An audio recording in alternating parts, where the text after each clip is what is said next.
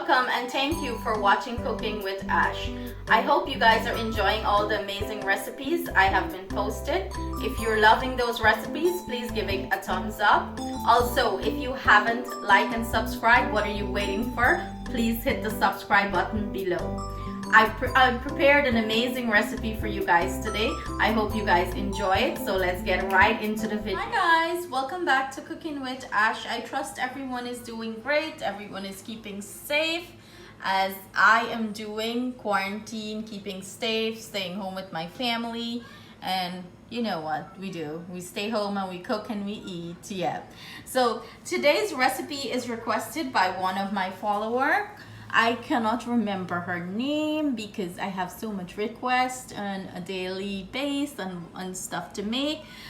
Sorry, I cannot remember who requested this recipe, but big shout out to you. This recipe is for you and it's cassava bake. So these are the ingredients we will be using to make our cassava bake. Here I have 1 tablespoon of my green seasoning mix. I have sugar, salt, baking powder, butter, milk at room temperature, scallion and cassava, and of course our flour. And I have additional flour here for dusting. Everything I will be using will be listed in the description box below. These are to my liking taste wise. You guys can always alter this recipe if you feel the salt amount or sugar that I'm using it's too much for you and you want to eliminate some of it by adding less. Feel free to go ahead. You can always mess around with my recipes and make it your own. So we're gonna get into the preparation of the cassava. I'm just gonna set everything to the side. So for the scallion, we're using just the green part of the scallion. We're not using the tough part. Reason being, if we use the tough part of the scallion, it's gonna like pop on the bake. It will come out and it will burst the bake. The bake wouldn't swell nice. So what I usually do, I split the scallion, like I cut it, like split it and chop it up very fine. So I don't have like no big chunks. And of course guys, this is optional, but I do like the flavor it gives to the bake. And this, you can not make it a salt version, you can make it a sweet version. So you would add less sugar and less salt and more sugar to this. And you would eliminate the scallion and the green seasoning. So you can always do a sweeter version of this too. But again, it's your preference and how you like your bake. I honestly love salt bake. My entire family loves sweet bake. So I always find myself in a dilemma. So I'm just gonna leave that, chop that to the side. Now the preparation of the cassava. I'm gonna split this down. I already peeled it. I'm gonna split it down. And then I'm gonna pull out that string. I'm gonna cut that string out of my cassava, that stringy middle part.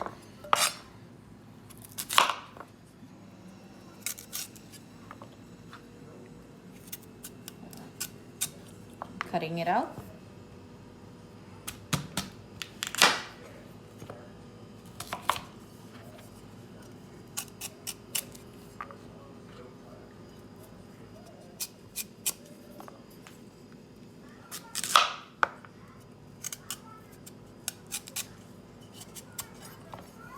Guys, if you're not comfortable cutting in your hand with the knife like me, please be careful and you can just put it flat on the cutting board and cut it off. But I am, well, I would say very versed and accustomed to it.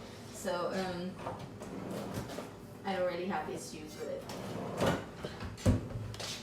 So we're gonna begin the grating of the cassava, and we want the cassava to be fine. We don't want big chunks of cassava in the bake. And this do add nice texture to the bake and add more moisture to it.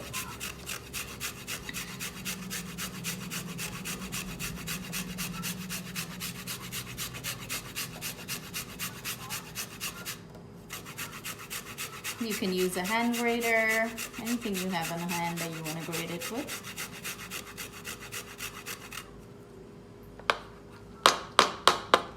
See how nice and fine it is, guys?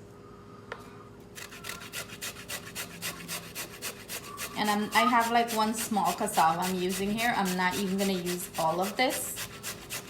So probably like less than half of the cassava, I would say. The rest you can just put it in a Ziploc bag and freeze it whenever you want a cassava for egg ball or anything cassava ball you have right there.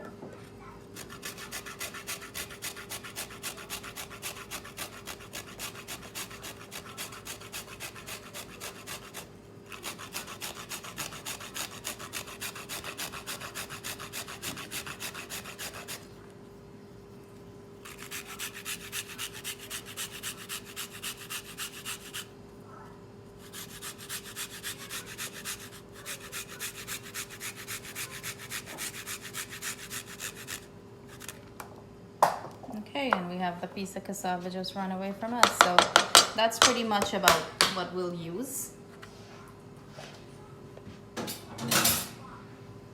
So now we're gonna start in mixing our bake. So I'm just gonna pull this out, get my bowl, clean back my countertop, because that's how I am. I cannot cook on a messy countertop. My kids would say I have OCD. Cameraman is shaking his head. In goes our sugar, salt, baking powder, and I'm just gonna work this in. In goes our butter, and we're gonna work the butter in. We don't want no big clumps of butter. We're just looking for it to work in nicely. Some people mentioned to me they don't like to get their hands dirty in the flour. Put a gloves on, I would say, or use a spatula to bring this together. But like I mentioned in previous videos, I love to use my hand because for some reason it makes me the average of everything and makes me understand the texture better and know when it's ready for certain things. So in goes our green seasoning.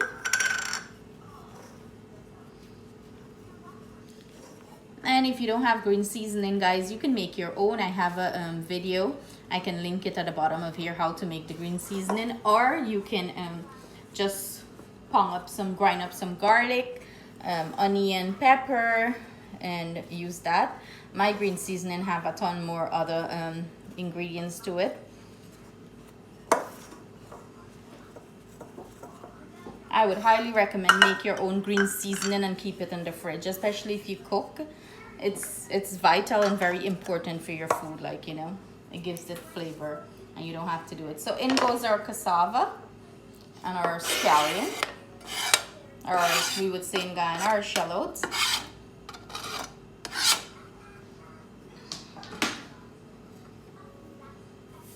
And we're gonna just combine this.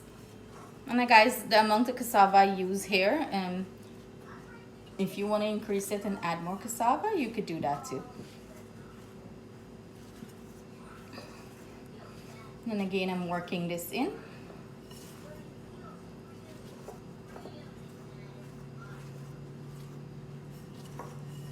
And in goes our milk now. We're gonna start forming our dough. And of course, my milk is room temperature. I would suggest using room temperature milk.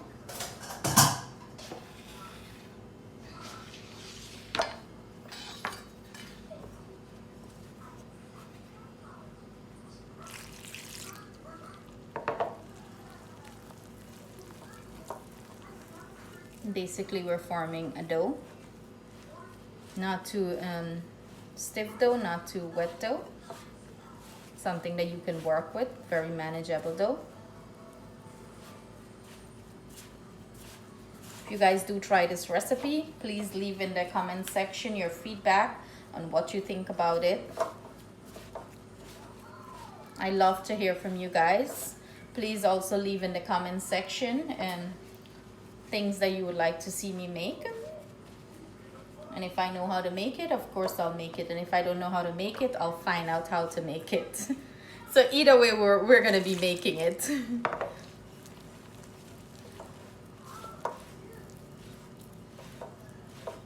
Thank you guys for all your awesome feedbacks and comment. I greatly appreciate all the love you guys been sending me. Thank you so much. Thank you to all the viewers, the subscribers. You guys are freaking awesome, epic.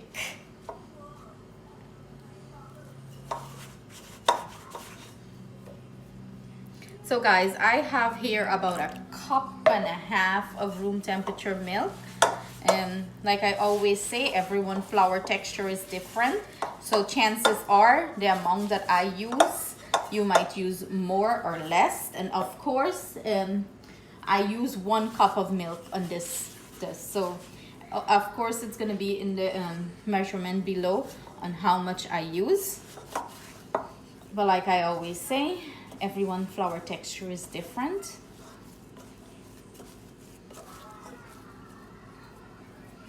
So I'm just trying to bring this together and knead it.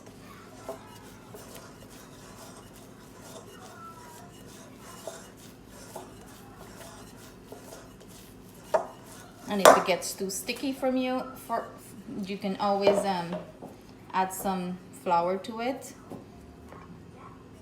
Dry flour, dust it, and gradually knead it.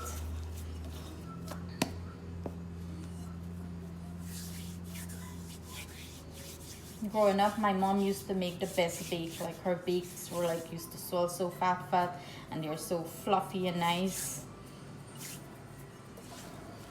Used to love baked and fried tilapia. Like who know about Gaisuku? Gaisuku used to have, my dad used to work at Gaisuku. He was like one of the senior staff there, and we used to have like nice big, nice delicious tilapia. And my mom would fry it hot and make bake. Oh my God. Can't get better than that. So I'm just gonna knead my flour for a little bit. Knead it for it to become smooth.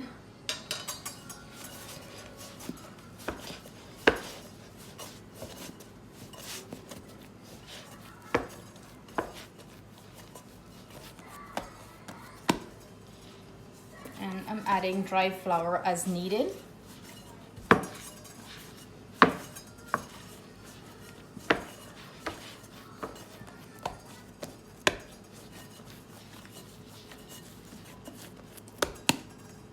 I see some chunks of garlic here from my green seasoning.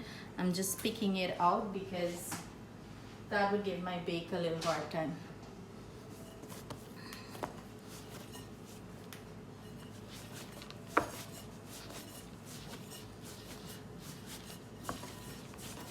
I should have like very toned arms with all the kneading I do on a daily basis. Okay guys, so this is pretty much it. I'm gonna let it sit for probably like about 45 minutes. I'm gonna put a damp paper towel over this, and then we're gonna come back and I'm gonna show you how we make our dough, our little balls to fry into bake. So guys, my bake has been rested now for about 45 minutes.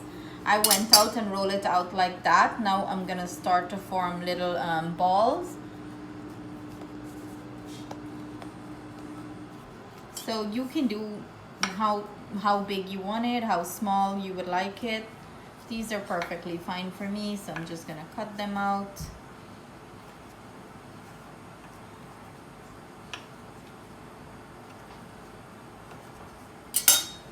So I'm just dusting it in a little bit of flour, putting it in the palm of my hand, and roll and tuck.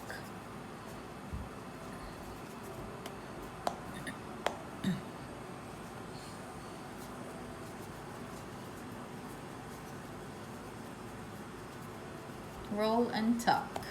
So I'm gonna go ahead and I'm gonna do the rest of them, form them into round little balls, and then we're gonna come back, roll them out, I mean, and we're gonna fry up these delicious cassava bake. Okay guys, so I formed them all into ball. Now I'm gonna roll them out. So basically, if you're frying bake by yourself, I would recommend that you just roll all of them out, so it's going to be easy. You just drop it in the oil. rather than you have to drop one, roll one. Your oil is gonna get too hot on you. And I'm lightly flouring them because when you drop them in the oil with too much flour, it's gonna flour up the oil. Like the oil is gonna acquire a lot of flour to it. So like just lightly flour as needed. And again, you can roll this out as thin as you would like, or a stick. I like mine this, like a 1/4 inch thick. So I'm just gonna go ahead, roll these babies out. I put my oil on the stove to hot, so we're gonna come back when we started dropping these bakes in the oil and show you the color we're looking for. And we're gonna see you guys back soon. Okay guys, so I have about 4 cups of oil heating up here. And when you're frying bake, you want very hot oil. You don't want your oil to be cold, because then it's the bake is gonna suck up a lot of the oil. Do you see how quick my bake poof up?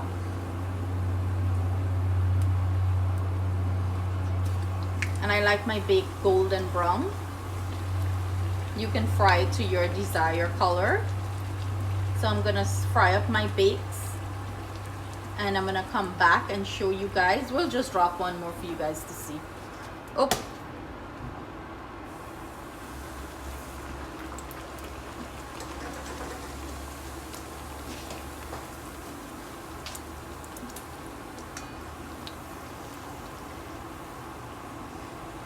look how beautiful these babies are swelling up and how nice they look.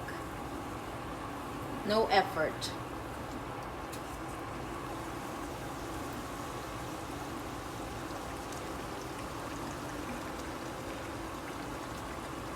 Golden brown, beautiful cassava bake. So I'm gonna go ahead and fry up the rest of my bake, and then I'm gonna come back and break into the bake and show you what it looks like texture wise inside. So guys, here you have it, our finished cassava bake. This is what they look like. Like I said, I love mine golden brown. You don't have to fry yours this brown. If you don't want to, you can fry it less. So I'm just going to break into one for you guys to see what it looks like inside. Look at this, guys. It's so fluffy and delicious. Of course, I don't like mine's too thick, so I went ahead and rolled it out a little bit thinner. But if you want it more thick, you can always go ahead and do that. But do you see how soft and silky this bake is? Look at this, guys. I hope you guys enjoy this recipe. Please like and subscribe for more amazing recipes from my kitchen to yours.